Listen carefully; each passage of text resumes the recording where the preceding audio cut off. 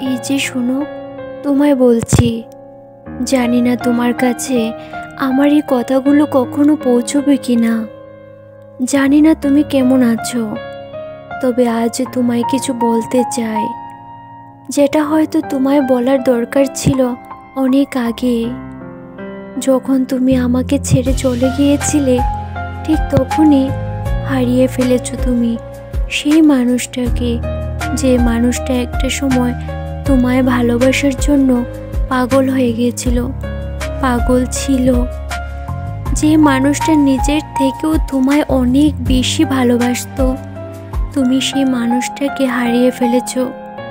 যে মানুষটা নিজের জন্য কখনো কিছু ভাবতো না, তোমার বলা প্রতিটা কথা চুপ করে শুনতো, আর তোমায় অনেক অনেক বেশি বিশ্বাস করত, তুমি হারিয়ে ফেলেছো সেই মানুষটাকে।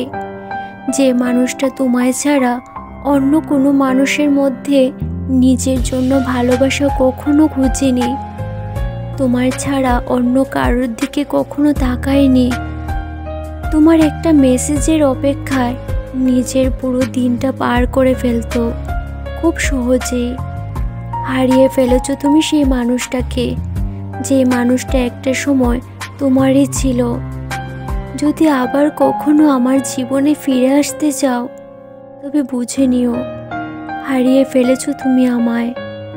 আমি বুঝতে শিখেছি, সব ভালোবাসা সবার ভাগ্যে থাকে না, সবার ভাগ্যে সবার ভালোবাসা কখনো জুটেই না।